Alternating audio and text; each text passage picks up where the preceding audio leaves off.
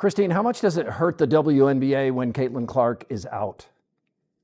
It is devastating to the WNBA when Caitlin Clark is out. Now, I know a lot of us were expecting some sort of dip since Caitlin Clark has been out with injury, but I don't think all of us were expecting the entire viewership of the entire WNBA to be down. And this tweet from Christine Brennan really stuck out to me. She said one player gets injured and more than half the TV audience for the entire league disappears. Has any other athlete ever had that kind of impact on a sport? Golf without Tiger definitely dropped precipitously on occasion.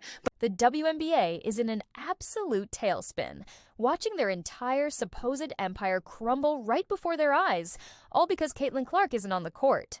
And what's truly mind-boggling, this league has learned precisely squat about protecting the one player who single-handedly dragged them out of total obscurity and slammed them directly into the mainstream spotlight. This isn't just a story about a league stumbling, it's about them repeatedly shooting themselves in the foot while their golden goose is laid up on the sidelines, and how their stubborn, head-in-the-sand refusal to face reality is costing them millions every single day. And the truth is the truth, and the data is there. And what we saw when Caitlin was out the last time, the 5 games that she missed earlier in the season, the WNBA's viewership dropped more than 50%. Not just the Fever, but the entire league. In an era drowning in manufactured drama and social media outrage, actual facts are rarer than a sold-out WNBA game without Caitlin Clark. When Clark was first sidelined back on May 24th with a quad injury, the brutal truth of this league's complete reliance on one player was slapped across the headlines for everyone to see. Now she's out again, this time with a groin injury, and for who knows how long, we're not just seeing history repeat itself. We're seeing an embarrassing rerun. Quad injury jumped to her groin likely because of compensation. But the thing that you have to be careful of is if, say, you try to rush her back from this injury as well, then you're getting into this territory where a very serious injury can happen. That is what the Indiana Fever, that is what Caitlin need to avoid the best that they possibly can. So if it means that Caitlin is out for 3 weeks, if it means that she is out all the way through All-Star, then so be it. Seriously, the numbers are screaming. Nationally televised WNBA viewership took a jaw-dropping 55% nosedive. Games featuring the Indiana Fever themselves plummeted by 53%, dropping from a booming average of 1.81 million viewers, when Clark was playing to a measly 847,000 without her. But here's where this entire saga veers into the utterly absurd.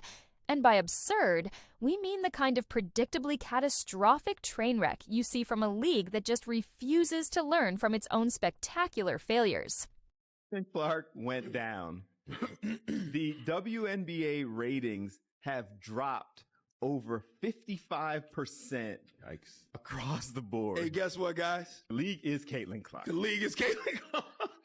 She is the WNBA, guys. Sidelined with a left quad strain May 24th, national TV viewership has plunged since then 55%. Before the injury, the Fever, her team, were averaging 1.81 million viewers, almost 2 million. Since her injury, fewer than 850,000. Yeah, we need a While Caitlin Clark was busy doing what she does best, which is, filling arenas to capacity, shattering TV rating records, and bringing in unprecedented cash flow, the WNBA was busy doing what they do best. Absolutely nothing to protect their most valuable asset, because apparently, when you've got a player single-handedly responsible for a whopping 26.5% of all WNBA economic activity, the brilliant, logical response is to just let opponents brutalize her with zero consequences, all while lecturing everyone else about basketball plays. Amazing. News is alarming for the league, and it's alarming for the league because this is such a crucial year for the WNBA. At the end of this season, the WNBA will go into CBA negotiations. If negotiations go well, then every single player in the WNBA has a much better chance of making so much more in their next contract. And that's one thing when you start thinking about how many people stopped watching when Caitlin Clark got injured. A lot of people stopped watching because they are boycotting the WNBA. They don't want to give viewership to any other teams or any other players, whether they like other players on the team or not, because of how the media and the league itself has handled Caitlin Clark and how they have treated her fans. What's truly fascinating, and by fascinating, I mean deeply, profoundly infuriating, is how this exact train wreck of a scenario has played out before. Yet, somehow, this league seems utterly incapable of learning from its own history. This isn't the first time the WNBA has watched their ratings and revenue flatline the moment their biggest star hits the injured list. It's like watching someone put their hand on a hot stove, yelp in pain, then immediately reach for it again, genuinely shocked by the burn, and claiming they had absolutely no idea what would happen. Now, what's really concerning about this is the fact that we are only a month into the regular season, and Caitlin Clark has already been out with 2 injuries, with the first one being her having to miss some time with a left quad strain. Now, of course, this is concerning because if you're already on your second injury, you don't want to be that player that is always hurt. Cough, cough, Embiid, cough, cough, Anthony Davis. So I really do hope that the Fever really sits her out right now for a while, only because you don't want her to have more long-term injuries and be more prone to. The financial fallout has been swift and brutal, without mercy. Fever game ticket prices have absolutely cratered by a shocking 71%, with some going from $86 to just $25. The average ticket price for Clark's missed games fell from $137 to a paltry $80.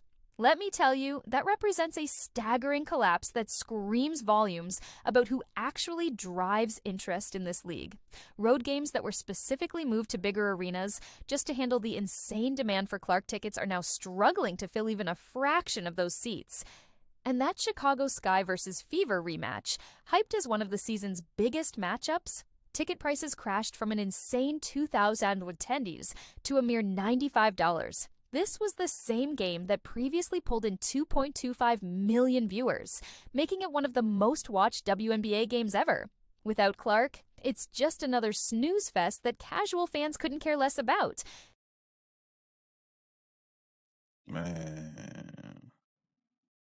Man, bruh. Congratulations to the WNBA. Your ratings are going to drop by 55 to 60% once again. I believe the WNBA have successfully broken Caitlin Clark. Christine Brennan, that veteran sports journalist whose upcoming book on Caitlin Clark and the revolution in women's sports promises to expose the league's every misstep, has been one of the loudest critics of how the WNBA is botching their star players' situation. After yet another incident where Clark was clearly targeted, Brennan rightfully blasted them, writing, "The WNBA continues to fail to meet the moment. People are watching as never before, and this is what they see." Brennan's criticism slices right to the core. The league has undeniable data proving Clark alone pulls in over half their entire TV audience, yet they still let her get hammered with cheap shots and dirty fouls that serve no purpose other than trying to intimidate their biggest draw.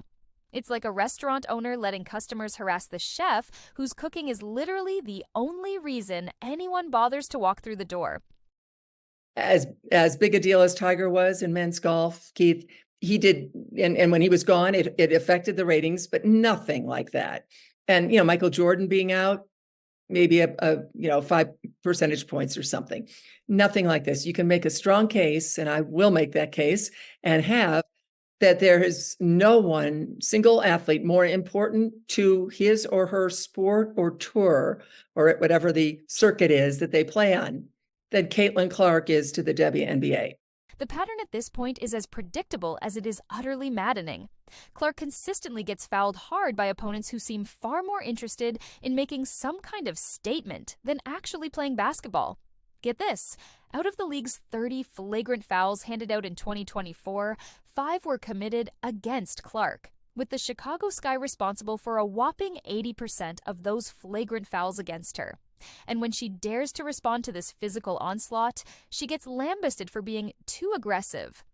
But when she doesn't react, then she's soft. It's a completely rigged, no-win situation the league created, and they refuse to do anything about it. Meanwhile, the financial devastation keeps rolling. hitting not just the Fever, but the entire WNBA ecosystem. The league was already projected to lose $50 million this year, despite the Clark-driven surge. Now, without her on the court, those losses are piling up at an alarming rate as TV ratings tank, merchandise sales stall, and attendance figures plummet back to pre-Clark levels. I don't even know where to begin, man. I hope Caitlin Clark is okay. I want to know when this injury even happened, bro, because let's be serious here. She has the quad injury. Mind you, Caitlin Clark hadn't missed a game since she was like 19 years old, since she was like 18 in college or something. Now she has a groin injury. We've never seen Caitlin Clark play as bad as she played the last 3 games. Let's just be serious here. She's like 1 for 20-something on threes in the last 3. We've never seen her shoot the ball this way. I'll say that. Has she been hurt and playing through this? The most damning part of this entire fiasco is that it was 100% preventable. Clark walked into this league as a genuinely humble rookie, consistently praising her teammates and deflecting attention away from herself. She handled criticism with remarkable grace and maturity, especially for someone just 22 years old. The league had a golden opportunity to embrace her, protect her, and ride her unprecedented popularity to elevate the entire sport. Instead, they allowed petty jealousy and baffling politics to poison what should have been a glorious celebration of women's basketball. The ripple effects of Clark's injury go way beyond just TV ratings and ticket sales. Corporate sponsors who poured millions into the league based on Clark's massive growth are now legitimately questioning if they made a wise investment.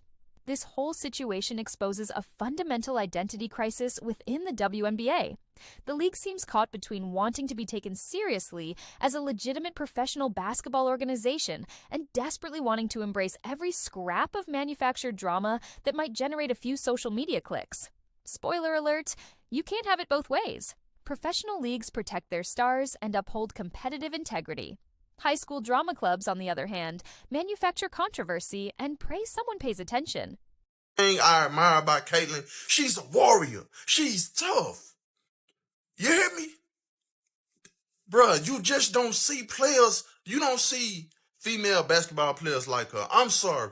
I done seen a lot of female basketball players, like I said. The contrast with literally any other professional sports league is glaring and, frankly, embarrassing. Can you even imagine if the NBA allowed players to spend months intentionally targeting LeBron James with dirty plays, then shrugged it off as just competitive basketball? That league would shut it down hard and issue suspensions faster than you could even mumble flagrant foul.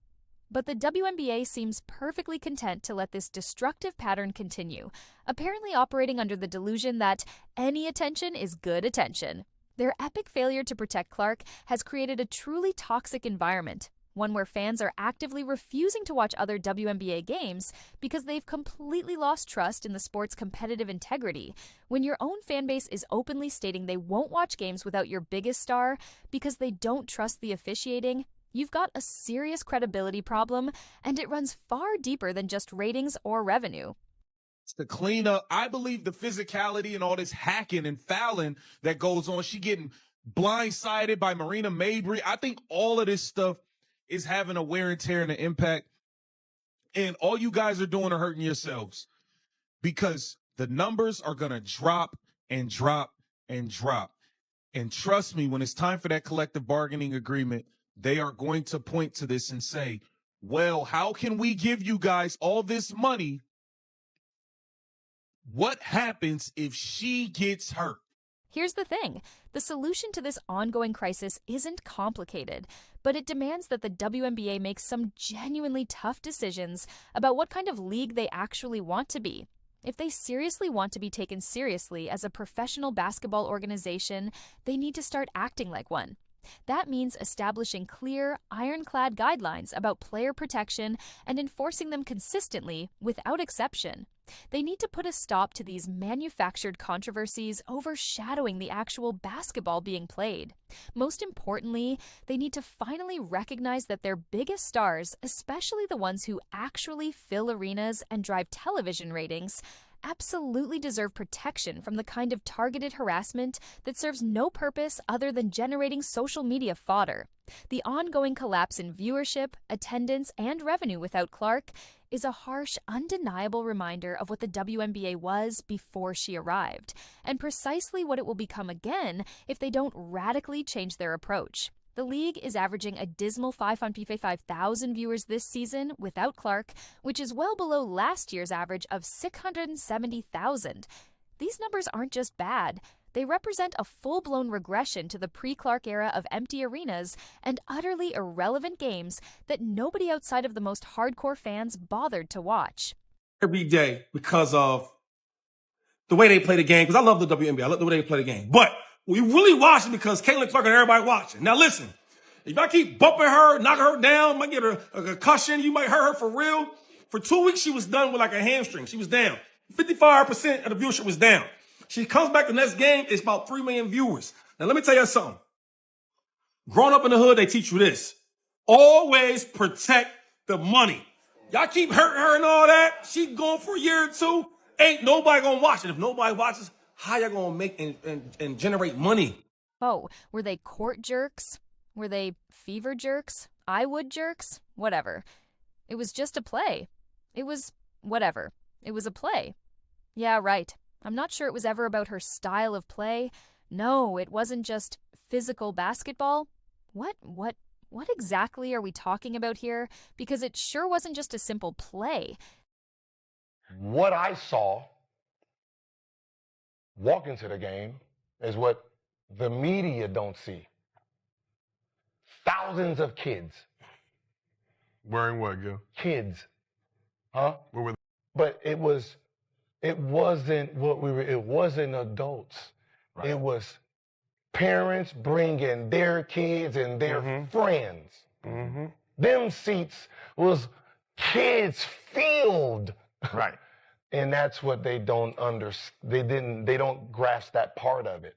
The most tragic part of this whole mess is that none of it had to happen. With proper protection and smart promotion of their breakout star, the WNBA could have ridden Clark's incredible popularity to build a rock-solid, sustainable foundation for long-term growth. Instead, what they've built is a house of cards that collapses the instant their biggest draw steps off the court. Until the WNBA learns to actually protect and genuinely promote the players who are actually driving interest in their league, they're doomed to cycle through these chaotic boom and bust periods where one player's presence or absence dictates whether anyone bothers to pay attention. So the big question is, will the WNBA finally learn to protect their golden goose, or will they continue this destructive pattern until they've completely squandered the monumental opportunity Caitlin Clark's popularity handed them on a silver platter? Based on literally everything we've witnessed so far, I wouldn't bet the smart money on the league suddenly developing common sense.